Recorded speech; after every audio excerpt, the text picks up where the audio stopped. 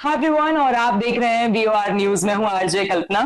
तो आज एक ऐसी कहानी लेकर आए हैं जिसकी कहानी कभी खत्म ही नहीं होती। सुबह से लेकर शाम होती है, शाम से फिर सुबह होती है, लेकिन एक औरत की अगर मैं बात करूं तो उसका काम कभी खत्म नहीं होता है, चाहे वो वर्किंग हो चाहे वो नॉन वर्किंग हो। तो सबसे पहले आज आपको महिला दिवस की हार्दिक शुभकामनाएं। Yes, today we are celebrating international women's day. तो आप सभी को एक बार फिर से बहुत सारी शुभकामनाएं।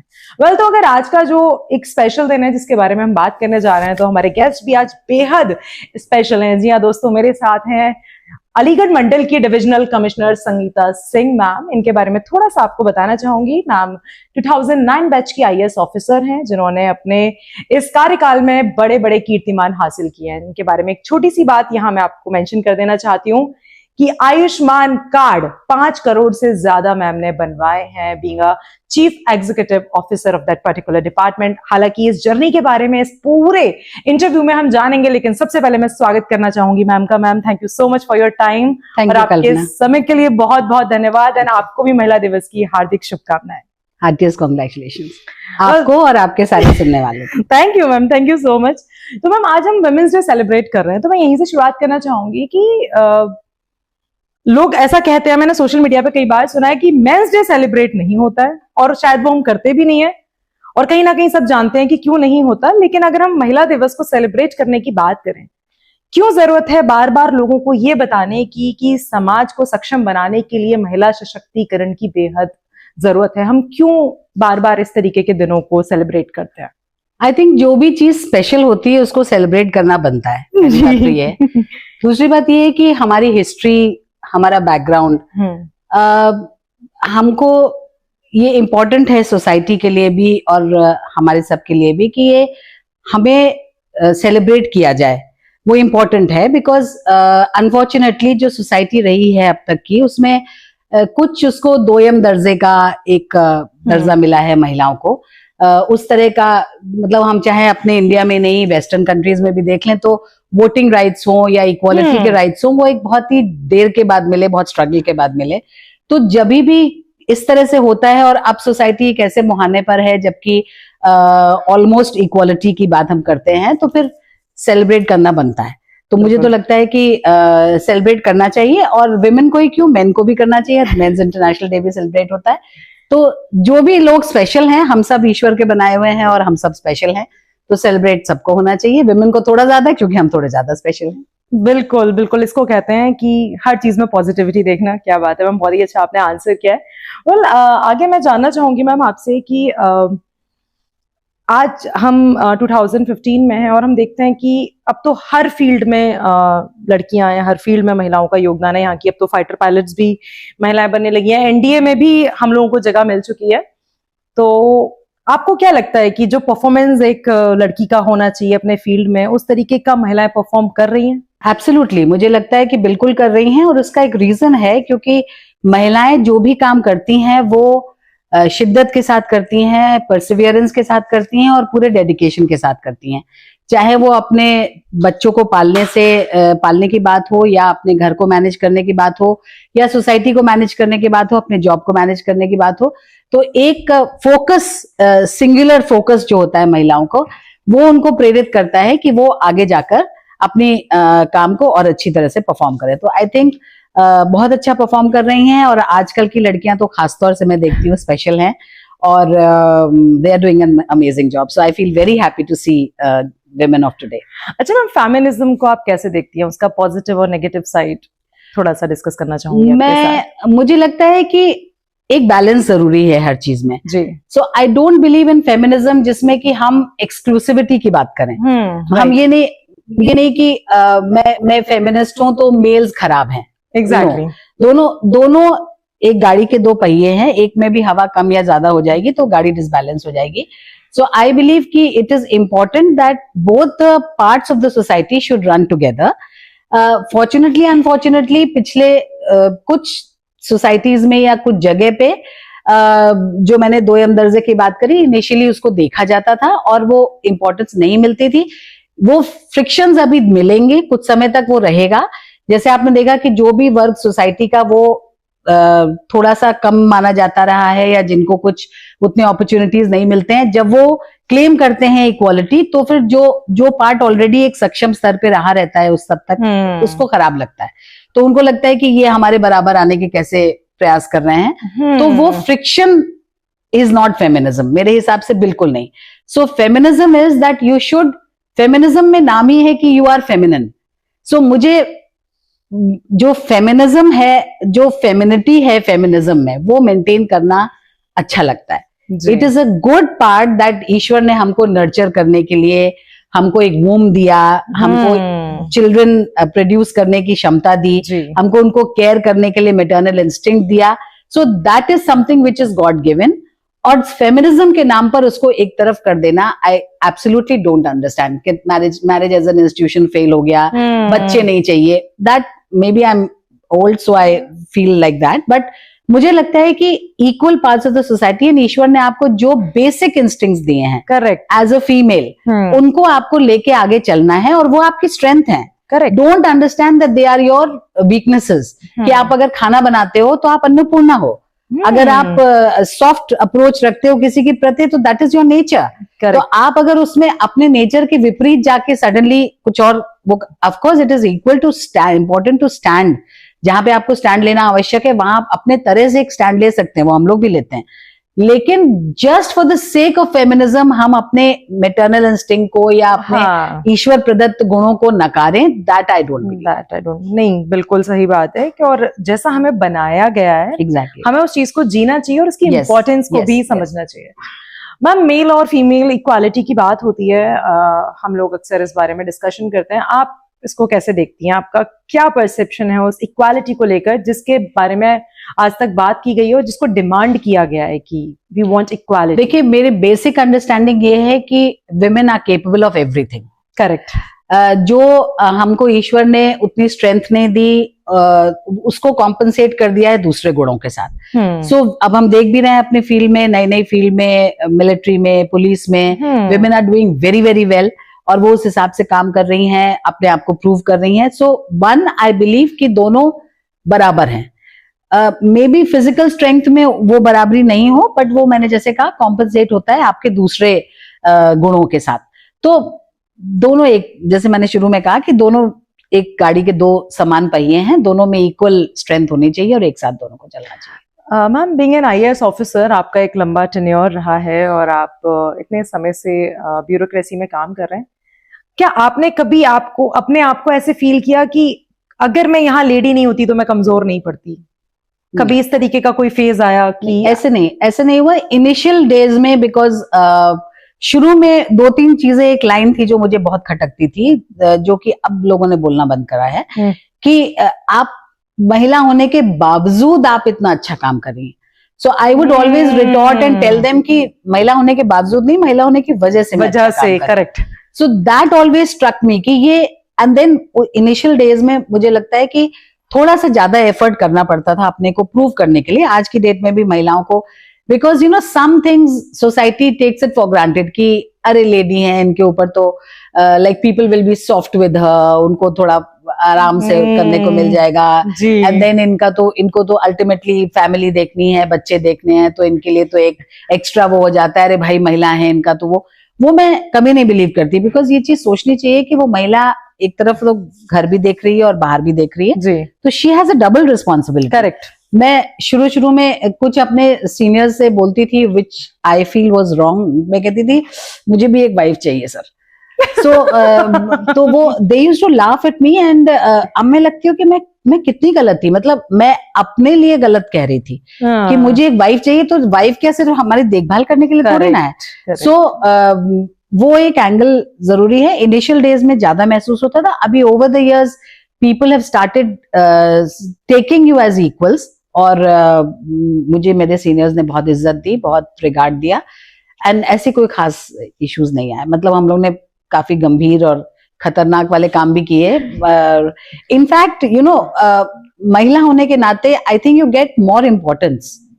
जैसे कि 1-2 इंसिडेंट्स हुए कि मैंने किसी को सिर्फ छड़ी उठाई और अगले दिन खबर चल गई कि वो तो तोड़ दी, कि उन्होंने इतना मारा कि टूट गई. So you get an added advantage of being that कि वो ऐसी हैं. बेचारे पुरुष तो नहीं है, उनके साथ तो ये नहीं होता ना. जी तो मुझे लगता है कि वो कभी कभी एडवांटेजेस भी रहता है आपका वो काम करना.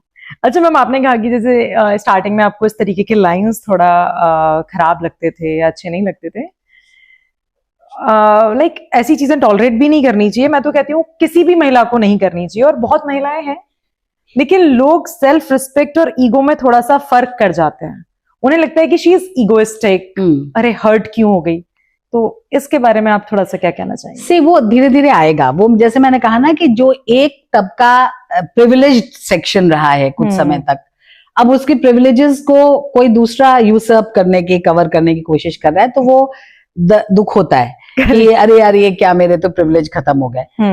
दूसरा कोई आपके प्रिविलेजेस को ओवरटेक करने की कोशिश कर रहा है तो आपको थोड़ा खराब लगता है. और उस it is just a defence mechanism on their part. जो आप कहते हो वो एक डिफेंस मैकेनिज्म है आपके पार्ट पे कि अरे ये तो ऐसी है, अरे ये तो महिला है भाई, क्यों नहीं इनको माना जाएगा. बट आई थिंक वो सॉर्ट आउट हो जाएगा. People are becoming understanding and very kind of mature in that way. So धीरे धीरे खत्म हो जाएगा. We've seen a lot of changes in my life only. So I think it's all for good. ठीक है. Correct correct. अच्छा ma'am, जो घर पे महिलाएं रहती हैं, जो होम मेकर्स हैं, ये जो टर्म यूज होता है वर्किंग एंड नॉन वर्किंग, काम तो वो भी करती हैं.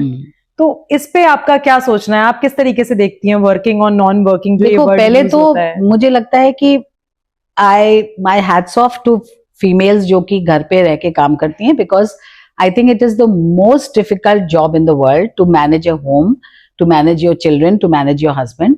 Kudos to them. बहुत गजब का काम है उनका भी. बस मुझे एक प्रैक्टिकल एस्पेक्ट लगता है कि एक तो फाइनेंशियल इंडिपेंडेंस बहुत जरूरी है for your own self confidence, for your own Perseverance. आपको एक फाइनेंशियल इंडिपेंडेंस बहुत ज्यादा जरूरी है. आपकी डिपेंडेंस किसी पे भी नहीं होनी चाहिए. सो अगर आप फाइनेंशियली इंडिपेंडेंट हैं तो आपका कॉन्फिडेंस लेवल उस तरह से होता है. तो इसलिए वो वर्किंग नॉन वर्किंग का जो कॉन्सेप्ट है वो है. बट ऐसा नहीं है. मैंने अपने पेरेंट्स को देखा, मेरी मदर वर्किंग नहीं थी, बट मेरे फादर उनको जितना रिगार्ड करते थे वो मैंने जनरली कपल्स में नहीं देखा. So everything came through her and she was the deciding factor in the house. तो वो डिपेंड करता है कैसे परिवार हैं. प्रैक्टिकल एस्पेक्ट ये है कि फाइनेंशियल इंडिपेंडेंस अगर होगी, दोनों साथ मिलकर कमा रहे होंगे, तो आज की डेट में महंगाई बहुत है, बच्चों के डिमांड्स हैं, रिक्वायरमेंट्स बहुत हैं, और हर आदमी एक पर्टिकुलर लेवल पे देखना चाहता है. कंपटीशन इतना हो गया है. तो फैमिली रन करने के लिए एक फाइनेंशियल स्टेटस आप दोनों एक दूसरे का साथ देकर किस तरह से आगे बढ़ा सकते हैं. So you will live a good life if you work. That is all. और आजकल तो ऐसा नहीं है कि वर्किंग में आपको कहीं जॉब ही करना है. आप बहुत सारे सोशल मीडिया का काम आप कर सकते हैं. पर पढ़ना लिखना सबसे ज्यादा जरूरी है. I feel education for women is the most important thing, because when you get educated आपका मेंटल जो स्टेटस है वो बढ़ता है. आपका जो मेंटल दुनिया है वो एक्सपैंड होती है. और फिर वो भले आपकी मदर ने वो फेस किया हो, मे बी कुछ दिक्कतें फेस की हो, जब आप तक वो बात आएगी तो आप अपनी बेटी को वैसे नहीं. बिकॉज जनरली हम लोग देखते हैं कि फीमेल्स ही फीमेल्स के अगेंस्ट कई बार हो जाती हैं. बिल्कुल. So you know to have that kind of maturity and to feel कि मेरे साथ अगर ऐसा हुआ तो मैं अपनी बच्ची को इस तरह से नहीं होने दूंगी. वो तभी आएगी when you are properly educated and you feel कि किस तरह से आगे बढ़ाएं. So I get very emotional जब मुझे लगता है कि बच्ची कोई पढ़ रही है या डिस्पाइट पॉवर्टी या फाइनेंशियल कंस्ट्रेंट वो अच्छा है, कुछ काम कर रही है, तो मेरे लिए सबसे अच्छी बात होती है. बहुत मुझे लगता है कि आगे जाके ये कम से कम अपने पैरों पे खड़ी होगी और she will be in a state कि ये अपना भविष्य सुधार पाएगी. तो वो that is amazing. Well ma'am, थोड़ा सा अब आपकी पर्सनल लाइफ के बारे में जानना चाहूंगी कि आप कहाँ से बिलोंग करते हैं, आपकी स्कूलिंग कैसी रही, स्कूल के कुछ मोमेंट्स जो आज भी आप याद करके सोचते हैं. इवन लाइक अभी मेरी बहुत ज्यादा एज नहीं हुई है, लेकिन मैं फिर भी सोचती हूँ स्कूल लाइफ से अच्छा कुछ था ही नहीं. मतलब even I am not enjoying my working life that much जितना मैंने अपने स्कूल को एंजॉय किया. तो ऐसे कुछ मोमेंट्स नहीं, बट स्कूल की लाइफ को आप हमेशा रिट्रोस्पेक्ट में एंजॉय करते हैं. मतलब जब वो बीत जाती है तब लाइफ के बहुत सारे मोमेंट्स बीत जाते हैं. ये लगता है बड़े हो जाए, कॉलेज में आ जाए, बहुत सारे लाइफ के मोमेंट्स आप हमेशा रिट्रोस्पेक्ट में एंजॉय करते हैं. तो मुझे तो लगता है कि जो अभी चल रहा है उस मोमेंट को देखना चाहिए, एंजॉय करना चाहिए, कॉन्शियसली एंजॉय करना चाहिए. और खुश रहने की कोशिश करनी चाहिए। पर्सनली हम लोग मेरे फादर नेटिव प्लेस बुलंदशहर थी। ओके मेरा ससुराल इटावा है और दोनों पेरेंट्स सेटल हो गए प्रयागराज में, प्रयागराज देन इलाहाबाद। ओके तो स्कूलिंग इलाहाबाद से ही है, सेंट मेरीज कॉन्वेंट इलाहाबाद की स्कूलिंग है। और उसके बाद फिर यूनिवर्सिटी में आई और फिर मैंने मास्टर्स किया पॉलिटिकल साइंस में। मास्टर्स करते करते प्रीलिम्स दिया और उसके बाद शादी हो गई। प्रीलिम्स के बाद रिजल्ट आया, शादी के बाद रिजल्ट आया तो मैंने क्लियर कर लिया था। और फिर मेरे father in law, mother in law और मेरे हस्बैंड, मेरा ससुराल, in fact amazing people in this world, जो मतलब उनके बिना मैं यहाँ नहीं होती। उन्होंने टोटली सपोर्ट किया और मेरे फादर इन लॉ ने तो मेरे लिए उसी दिन स्टडी टेबल बनवाई और बोला कि इस पे बैठ के पढ़ोगे। सो वो मतलब आई कैन नेवर बी, उनका ऋण तो मैं कभी चुका नहीं सकती। तो वो सपोर्ट मिला और उसके बूते पे क्लियर किया। So it has been a very beautiful journey. मतलब दो तरह से महिलाओं को एक्चुअली चलना पड़ता है। एक तो आपको लड़के चलना पड़ता है, मतलब डिस्पाइट ऑड्स आपको अपने आप को प्रूव करके आगे बढ़ना पड़ता है। एक वो आप बहुत सारे लोगों को भी देखोगे कि उनको बहुत अच्छा सपोर्ट मिला और हाथ के हाथ सपोर्ट करते करते लोग वहां तक पहुंच गए। तो I am one of those people कि मुझे बहुत ज्यादा सपोर्ट मिला। इनफैक्ट आज भी मिल रहा है। माय हस्बैंड उन्होंने हर कदम पर कंधे से कंधा मिलाकर साथ दिया है। एंड जो भी मैं अच्छा बुरा जैसे भी हूँ वो आई think it's because of my parents of course and my in-laws. Ma'am खैर आज आप इस मुकाम पर हैं कि आप कई लोगों के इंस्पिरेशंस होंगे, बट एक फेज सबकी लाइफ में होता है, हम किसी को देखकर आगे बढ़ते हैं। तो आपको किसने इंस्पायर किया लाइफ में यहाँ तक आने के लिए? What was your inspirations in your life? मुझे मेरी फ्रेंड्स बताती हैं स्कूल की कि तुम ये कहती थी कि कुछ तो कुछ मैं करूंगी यार, मैं कहीं ना कहीं। तो I think my father was at the background, he was my greatest inspiration, क्योंकि वो भी इसी सर्विस में थे। he was a deputy collector और वो इनफैक्ट इंटरेस्टिंगली एटा में भी पोस्ट रहे। तो वो मुझे लग रहा है कि वो है ना, हमें रास्तों की जरूरत नहीं, मुझे तेरे कदमों के निशान मिल गए। तो पापा जहां जहां गए वो मैं देख रही हूँ कि लाइफ मुझे वहां लेके जा रही है। सुल्तानपुर में he was posted for 12 years और मैं वहां डीएम रही। फिर उसके बाद यहाँ पे वो एटा में एसडीएम थे, मैं यहाँ कमिश्नर हूँ। तो I mean it's very amazing how life is, you know, kind of you're reliving and वो सर्कल क्लोज हो रहा है। सो आई थिंक पापा ही इंस्पिरेशन थे, पर पापा तो मतलब बिकॉज ऑफ हिज पोजीशन थे। जो मेन मेरे संबल थी और आज भी हैं वो मेरी अम्मा है। अम्मा थी rather. She was a lady जो कि despite being less educated she fought for me, मतलब fought for me, she stood behind me. और चाहे मेरा कॉन्वेंट एजुकेशन हो, चाहे मेरी अच्छी स्कूलिंग हो, अच्छी एजुकेशन हो, फिर एक पर्टिकुलर घर में कि ऐसा घर होना चाहिए जहां पढ़ाई को वैल्यू की जाती हो, वहां शादी हो, giving the right kind of morals and principles. मुझे लगता है मेरी अम्मा मेरे साथ हैं अभी भी, और वो मतलब हमेशा she is always there with me. उन्होंने ही मुझे इंस्पायर किया। तो कैन से कि she was a kind of a lady जिन्हें देखकर कहा जाता है। And she was a very very strong lady. She was not the cuddly type of mother कि वो गले लगा के मेरा बच्चा मेरा, वो never at all. She was the kind of lady जो कि एक बार उनके सिर में चोट लगी थी एंड खून निकला बहुत ज्यादा। And we saw she was at home, पापा ऑफिस में थे, and when he came back उन्होंने अकेले अपने स्टिचेस लगवाए, मेरे सामने किसी को बुला के स्टिचेस लगवाए। जब पापा जब घर आए तो वो सिर में उनके वो पाउडर पड़ा हुआ था, न्यूज़पोरिन और समथिंग, एंड पापा ने पूछा कि क्या हुआ? शी सेड अरे वो आटा वाटा लग गया था। She was that kind of a lady. She was so strong कि अगर हम लोग रोते तो कहते थे कि हमारी बेटी होके तुम रोती हो, कैसे रो सकती हो तुम हमारी बेटी होके। So she was that kind of a lady. Ma'am आज भी हम देखते हैं बहुत सी लेडीज ऐसी हैं जो बहुत ज्यादा हाईली क्वालिफाइड या हाईली एजुकेटेड नहीं है, बट दे आर एक्चुअली, ऐसे लेडीज को कहा जाता है कि they are empowered ladies. Definitely कि एक मतलब कहीं ना कहीं आजकल की जो जनरेशन है वो कहीं ना कहीं एम्पावरमेंट को भी मिसडिफाइन कर रही है, मिसअंडरस्टैंड कर रही है कि उनके अकॉर्डिंग लाइक बहुत अच्छे कपड़े पहनना या बहुत अच्छी एजुकेशन नहीं, ऐसा नहीं है ना कि जैसा अभी आपने बताया आपकी दादी, मतलब she is actual example, real example. अम्मा means my mother. Okay, your okay fine, your mother, my mother. मतलब हाँ। such kind of ladies are actually a true example of empowered ladies जिनसे हमें सीखने को मिलता है. Well, मैम आपने भी शादी का जिक्र किया, बहुत अच्छी फैमिली आपको मिली, बट इन जनरल लाइफ कैसे चेंज होती है लेडीज की, लड़कियों की शादी के बाद? क्या क्या चेंजेस होते हैं जो हमें फेस करने ही करने होते हैं? चेंजेस हर लड़की की लाइफ में होते ही हैं. I mean once you get married तो थोड़ा बहुत आपको सपोर्ट में अपनी फैमिली के साथ चलना ही पड़ता है. And then you know it's a very it's like a game. जब मैं शादी हो रही थी तो आई वाज द सबसे दुखी आत्मा थी मैं पूरे दुनिया में, बिकॉज मुझे लग रहा था कि मेरी लाइफ तो गई. बिकॉज अब क्या करूंगी, अब तो शादी हो जाएगी, अब खत्म. And I asked my brother, I think मुझे याद है कि मैंने कहा था कि क्या होगा. सो ही सेड भाई अब वो लोग चाहेंगे तो होगा, नहीं तो नहीं होगा. हाँ, यही बोल दिया जाता है. So I was actually quite sad at that point in time. But then I did not realize that I'm going into a family जो कि पढ़ाई वैल्यू करती है, ये सब वैल्यू करती है. So I mean for me, मेरा तो ईश्वर की एक बड़ी कृपा रही है. पर हाँ, चेंज तो होता ही है लाइफ में. पर मुझे लगता है कि it's all for good. I mean ऐसा नहीं है कि हम हमेशा उसको नेगेटिवली ही हमको नहीं देखना चाहिए. लाइफ बदलती है तो लाइफ बदलने के लिए ही है. I mean change is the only constant in life. Correct. तो बदलती तो है ही. अब कल मैं कहीं और थी, आज मैं यहाँ हूँ. नई नई चीजें, आपको तो एक्सपोजर तो होना ही चाहिए. नई आप वो रामधारी सिंह दिनकर जी की पोइम्स है ना, जो युद्ध नहीं जिनके जीवन में वो तो बड़े अभागे होंगे.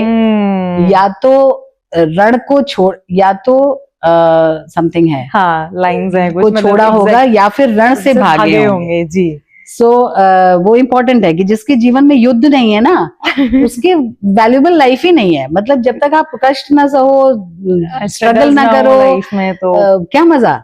वो इम्पोर्टेंट है. बट आजकल क्या होता है कि करियर की वजह से, मतलब मैंने देखा है कई लड़कियां मैरिजेस पे गिव अप कर देती हैं. दे आर लाइक नहीं यार, लाइफ खराब हो जाएगी, पता नहीं क्या ऐसा होगा. सोचना नहीं चाहिए. Marriage, I still believe marriage is a very very beautiful, obviously very beautiful मैं भी कह इंस्टीट्यूशन, सकती हूँ. Very beautiful institution. एंड आपको कम से कम एक सपोर्ट सिस्टम तो थ्रू आउट लाइफ गारंटीड है. बिकॉज अदरवाइज आप फिर किससे बोलोगे, मतलब क्या बोलोगे. वही है ना कि आप हर चीज तो भगवान पे ब्लेम नहीं कर सकते. कोई तो ऐसा होना चाहिए जिसको आपको ब्लेम. हाँ, तो इट्स बेटर ना कि आप अपने साथ वाले को. करेक्ट. मैम अभी आपने जिक्र किया डीएम सुल्तानपुर आप रहे, और कहीं ना कहीं आप थोड़ा कनेक्ट भी हैं बिकॉज आपके फादर की भी सर्विसेज वहां रहे. When you came to know कि अब आप एक जिले को चलाएंगे जिलाधिकारी के तौर पर, what was that feelings? क्योंकि एक बहुत बड़ी जिम्मेदारी होती है डीएम के ऊपर. मेरा सारा law and order and laws of things, बहुत एक्साइटमेंट भी होता है और रिस्पॉन्सिबिलिटी उससे भी ज्यादा होती है. तो वो क्या मोमेंट्स रहे होंगे? थोड़ा सा एप्रीहेंसिव तो होता ही है आदमी. आई मीन यू फील कि सबसे पहले आपको अपने आप को जज करना पड़ता है कि पता नहीं हो पाएगा कि नहीं हो पाएगा. बट थोड़ा सा कॉन्फिडेंस ईश्वर ने दिया है. सो आई वाज थिंकिंग कि कर तो ले ही जाऊंगी, because I am confident in the fact कि मेहनत मैं कर लेती हूँ. मेहनत है मेरे अंदर, ईमानदारी है मेरे अंदर. So I am confident about myself. अब सिचुएशंस आपको कैसे मिलेंगी तो ठीक है, वो से डील किया जाएगा. अब यू कैन नॉट जज your and you can not decide what your situations are going. You can only be sure about yourself. तो अगर आप खुद के लिए कॉन्फिडेंट है तो फिर जो आएगा देखा जाएगा. So I was happy because it is a very challenging job, no doubt. तो ठीक था, थोड़ा सा एप्रीहेंशन था, थोड़ा सा लगता था. सबसे ज्यादा बड़ी दिक्कत मुझे क्या थी कि मैं दूर जा रही हूँ परिवार से. My husband will not be there with me.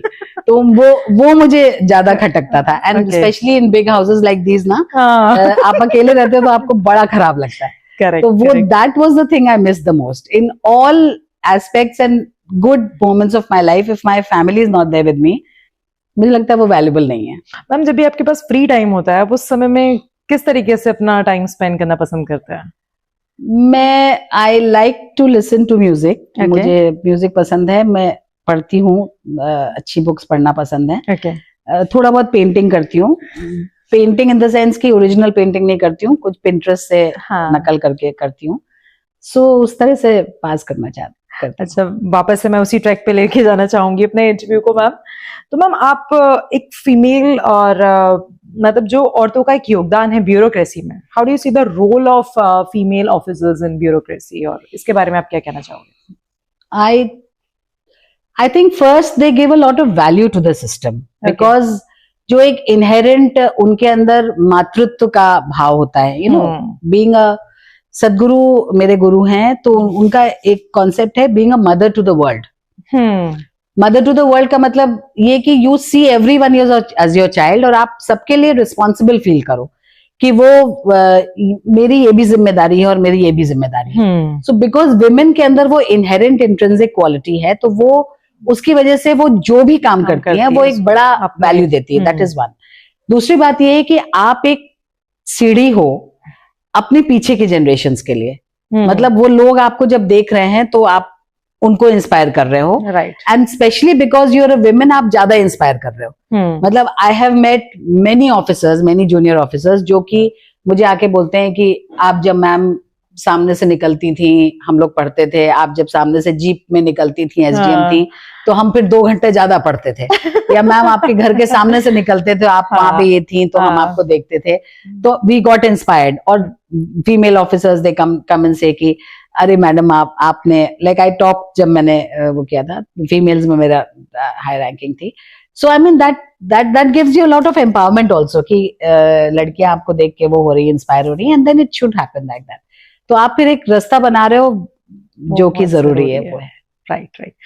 Ma'am, जब हम काम से थके हुए घर पहुंचते हैं तो फैमिली हमारा सबसे बड़ा मोटिवेशन होता है, बट जिस तरह के जॉब में आप हैं हमेशा फैमिली साथ नहीं होती है. जैसा आपने बताया कि जब आप सुल्तानपुर गए तो आपको सबसे ज्यादा टेंशन इसी बात का था कि बिना फैमिली के.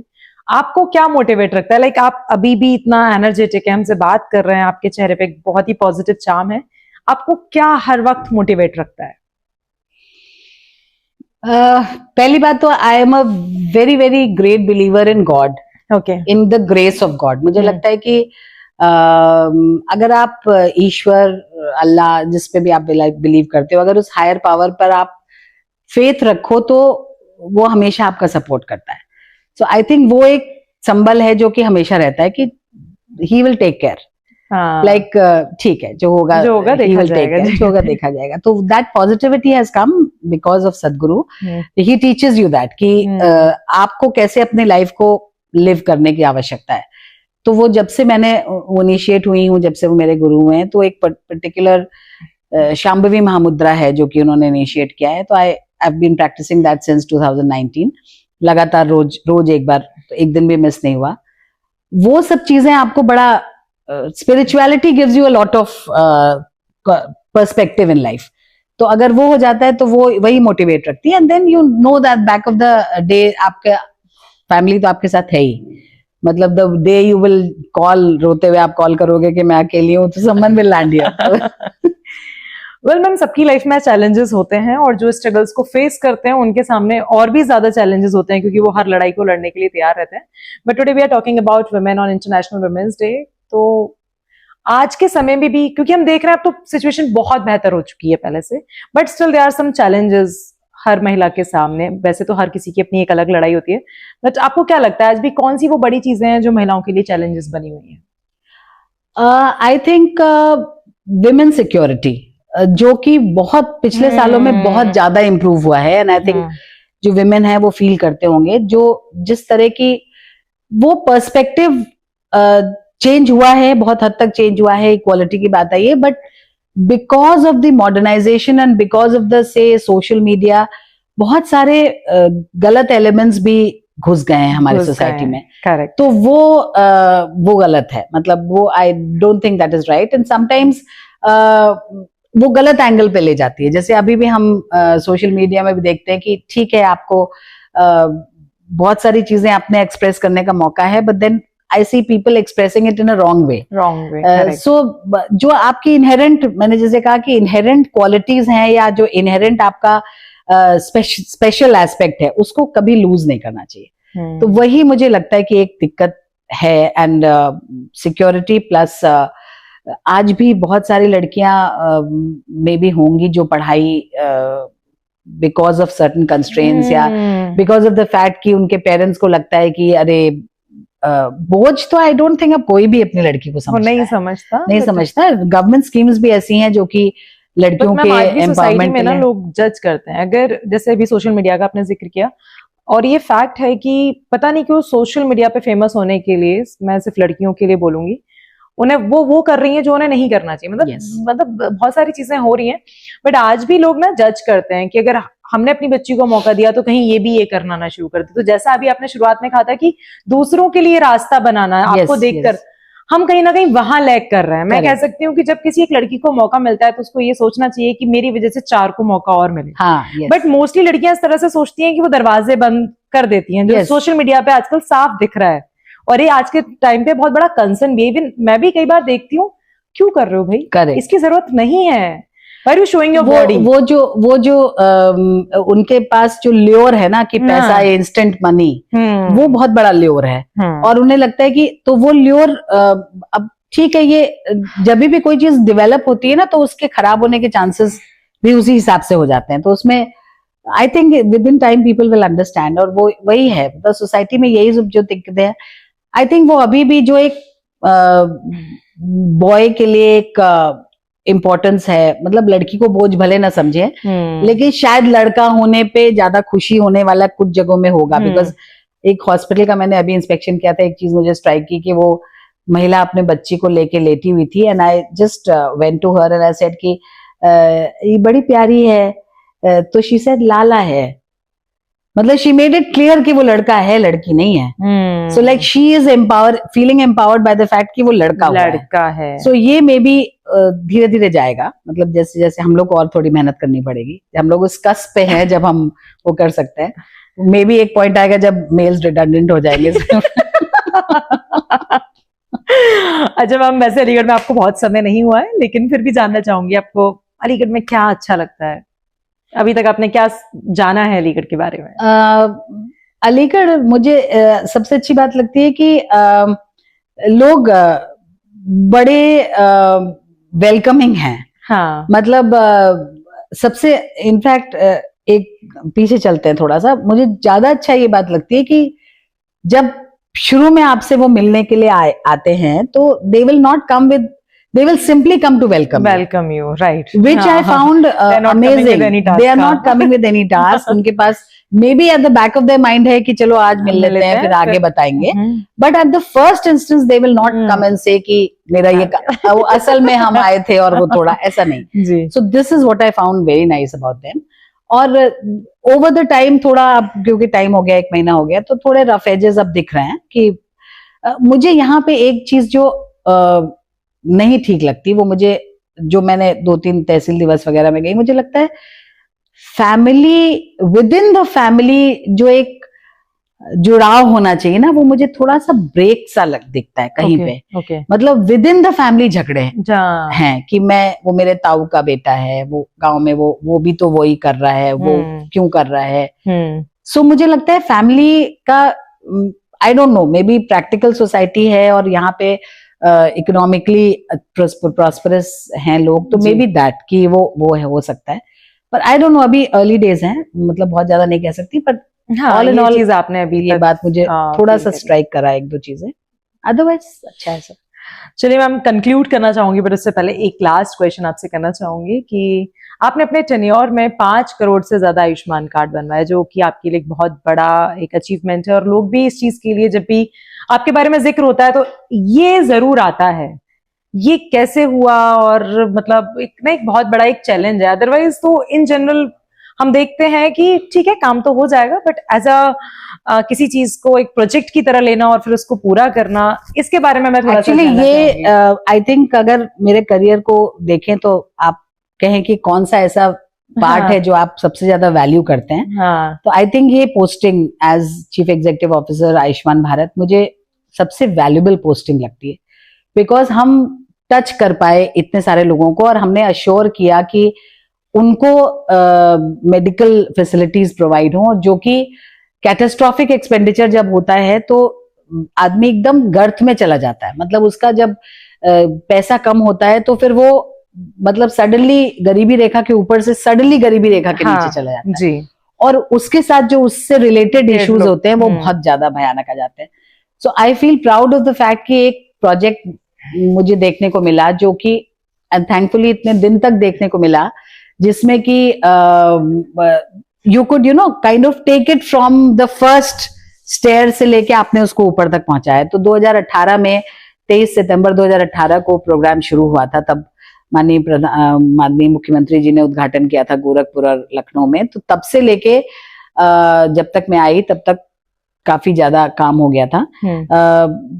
It was a very very challenging job. In fact मैं जब तक वहां थी मैं सोचती थी कि कुछ लिख दूं, because it will be a good documentation of how a project can बिल्कुल नीचे से जाके कैसे एकदम अच्छी वो अचीव कर सकता है। तो फर्स्ट तो मुझे लगता है कि बेसिक अंडरस्टैंडिंग आपको हर लेवल पे ये समझना पड़ेगा कि कमियां कहाँ कहाँ पे हैं।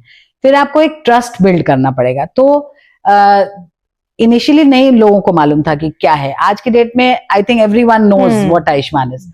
तो ऑनरेबल सीएम भी हम लोग को बहुत पुश करते थे। वो शुरू में बहुत डांट खाई कि कोई कार्ड नहीं बने, सब खराब है और कुछ नहीं। okay. शुरू में जब हम लोग देते थे तो आई वाज स्टन्ड, मुझे लगता था अरे यार कैसे करेंगे। बट देन स्लोली विद नए नए ग्रुप्स जुड़ते गए, धीरे धीरे होता गया, नए नए हॉस्पिटल्स आते गए, लोगों को जब ट्रीटमेंट मिलना शुरू हुआ।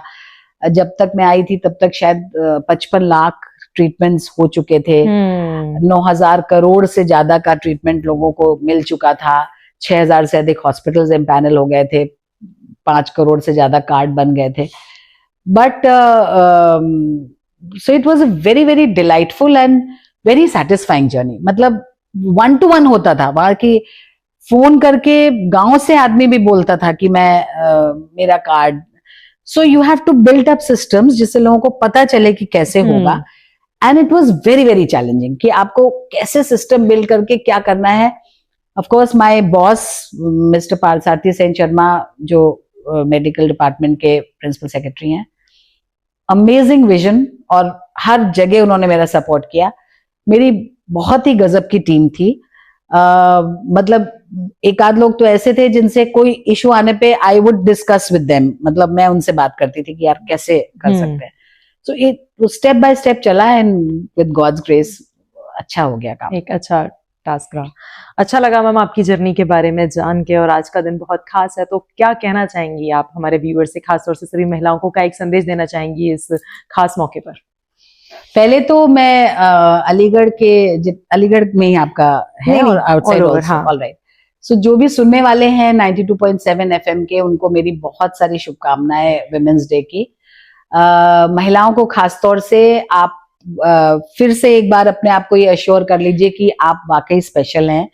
ईश्वर ने आपको महिला बनाया है तो सोच के बनाया है, और आपको एक बहुत इंपॉर्टेंट टास्क दिया है। आप एक जनरेशन को लीड कर रही हैं।